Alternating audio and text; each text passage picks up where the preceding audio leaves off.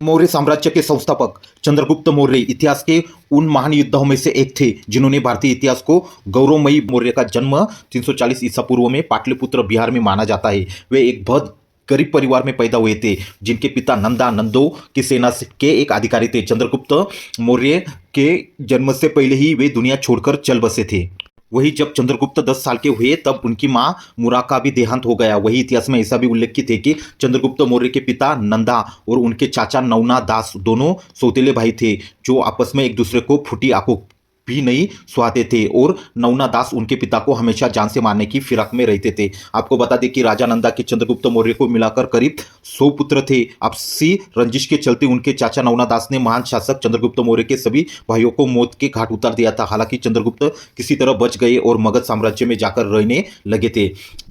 इसके बाद चंद्रगुप्त मौर्य की मुलाकात दुनिया के सबसे अधिक बुद्धिमानी, महान अर्थशास्त्री, राजनीति विज्ञान में निपुण एक महान ब्राह्मण आचार्य चाणक्य से हुई, जिसके बाद उनका जीवन पूरी तरह बदल गया और उनकी बदौलत वे इतिहास के सबसे नामचीन एवं महान योद्धा बने।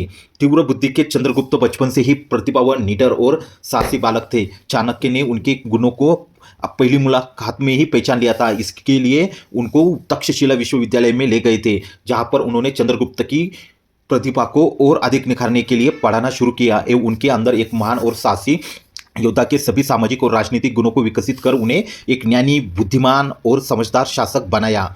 चाणक्य और चंद्रगुप्त दोनों को उद्देश्य नंदन वंश का पतन करने का था, क्योंकि चंद्रगुप्त से नंदन वंश के शासकों ने उनका हक छीन लिया था और चाणक्य का भोगविलास एवं घमंड में चूर मगध के सम्राट धनानंद ने अपमान किया था। दरअसल जब भारत पर सिकंदर ने आक्रमण किया था उस समय चाणक्य तक्षशिला में प्रिंसिपल थे और तभी तक्षशिला और गांधार के सम्राट अभि ने सिकंदर से समझौता कर लिया था, जिसके बाद चाणक्य ने भारत की अखंडता और संस्कृति को बचाने के लिए सभी राजाओं से सिकंदर को भारत में आने से रोकने का आग्रह किया था। लेकिन उस समय सिकंदर से लड़ने कोई आगे नहीं आया था।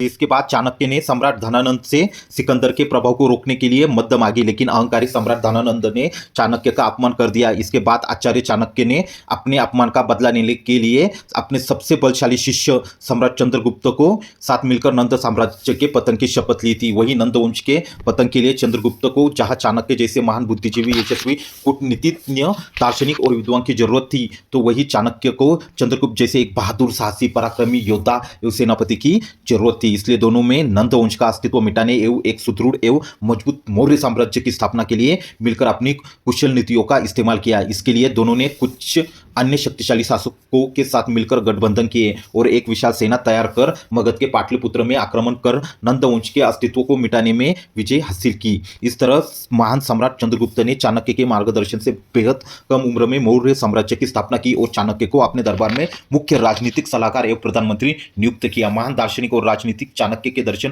मार्गदर्शन और उनकी कुशल नीतियों से मौर्य साम्राज्य के सम्राट चंद्रगुप्त मौर्य गांधार में स्थित, जो कि वर्तमान समय अफगानिस्तान में है, अलेक्जेंडर द ग्रेट सिकंदर के जनरलों को हराने के लिए आगे बढ़े और अफगानिस्तान में पश्चिम में बर्मा और जम्मू कश्मीर से दक्षिण के हैदराबाद तक अपने मौर्य साम्राज्य का विस्तार करने में सफलता हासिल की। वही करीब 323 ईसा पूर्व के सिकंदर अलेक्जेंडर द ग्रेट का देहांत हो गया। उस दौरान उसका साम्राज्य छोटे छोटे हिस्सों में बंट गया, जिसमें हर राज्य एक स्वतंत्र राज्य था और सभी राज्य का एक अलग शासक था। इसके बाद महापराक्रमी योद्धा चंद्रगुप्त मौर्य ने करीब 316 ईसा पूर्व में छोटे छोटे टुकड़े में बटे राज्यों को हराकर अपने मौर्य साम्राज्य में मिला लिया और अपने साम्राज्य को वर्तमान ईरान, राजस्थान, ताजिकिस्तान तक फैला लिया। वही कई इतिहासकारों के मुताबिक चंद्रगुप्त ने उनके मौर्य साम्राज्य के विस्तार में रुकावट पैदा कर रहे मैक्डोनिया के 2 तानाशाह की निर्मम हत्या भी करवाई थी। इस तरह उन्होंने चाणक्य नीति का इस्तेमाल करते हुए करीब 305 ईसा पूर्व में चंद्रगुप्त मौर्य ने अपने मौर्य साम्राज्य को पूर्वी फारस तक फैला लिया था।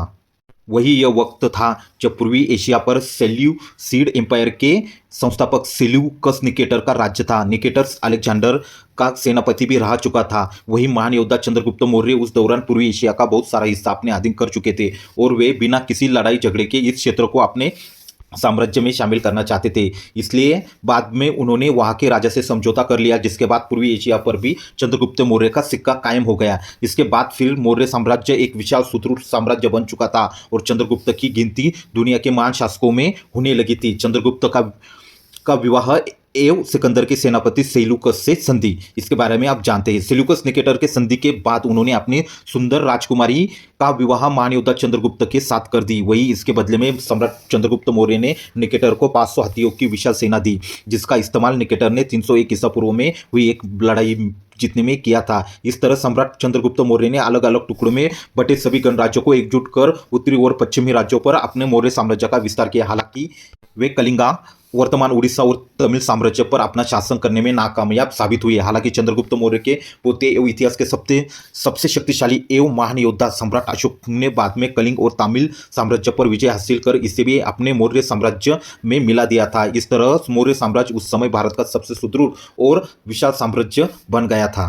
मौर्य साम्राज्य के संस्थापक एवं इतिहास के सबसे महान योद्धा चंद्रगुप्त मौर्य जब 50 साल के हुए तब वे जैन धर्म के विचारों से काफी प्रेरित हुए और फिर बाद में उन्होंने जैन धर्म को अपना लिया था और जैन संत भद्रबाहु को अपना गुरु बना लिया। इसके बाद करीब 298 ईसा पूर्व में वे अपने पुत्र बिंदुसार को अपने विशाल मौर्य साम्राज्य की जिम्मेदारी सौंपकर कर्नाटक की गुफाओं में चले गए, जहाँ उन्होंने 5 हफ्ते तक बिना कुछ खाए पिए कठोर तप संधार किया और बाद भूख की वजह से उन्होंने अपने प्राण त्याग दिए। महान शासक चंद्रगुप्त की मौत के बाद उनके पुत्र बिंदुसार ने अपने विवेक एवं पूर्ण कुशलता के साथ मौर्य साम्राज्य का शासन संभाला और इसको और अधिक मजबूत करने के प्रयास किए। वही बिंदुसार के समय में भी चाणक्य उनके दरबार के प्रधानमंत्री थे। चाणक्य की कूटनीति और कुशल नीतियों की बदौलत मौर्य साम्राज्य ने एक नई ऊंचाइयां छू ली थी।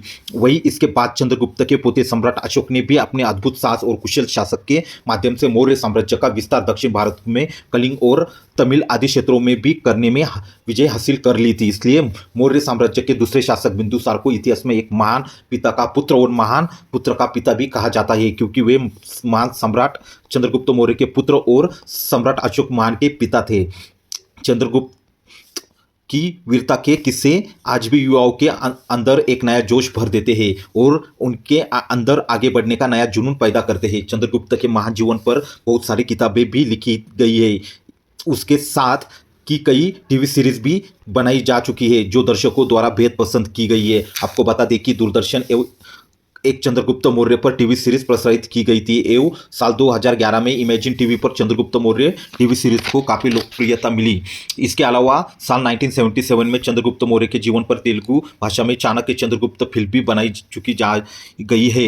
यही नहीं, भारतीय इतिहास के इस महान एवं शक्तिशाली योद्धा के चंद्रगुप्त मौर्य के नाम पर साल 2001 में उनके सम्मान में डाक टिकट भी जारी किया गया था। चंद्रगुप्त मौर्य एक निडर योद्धा थे। उन्हें चंद्रगुप्त महान के नाम से भी जाना जाता है। उन्होंने भारत के लगभग सभी उपमहाद्वीपों में मौर्य साम्राज्य का विस्तार कर जीत का परचम लहराया था। वे हमेशा से ही भारत में एकता लाना चाहते थे और आर्थिक रूप से भारत का विकास करना चाहते थे। इसके साथ ही भारत में कला और शिल्पकला के विकास में मौर्य साम्राज्य की मुख्य भूमिका रही है। वही मौर्यकालीन भारत को आज भी एक विकसित भारत के रूप में याद किया जाता है। भारतीय इतिहास के इस महान शासक को हमारी पूरी टीम की तरफ से कोटि कोटि नमन।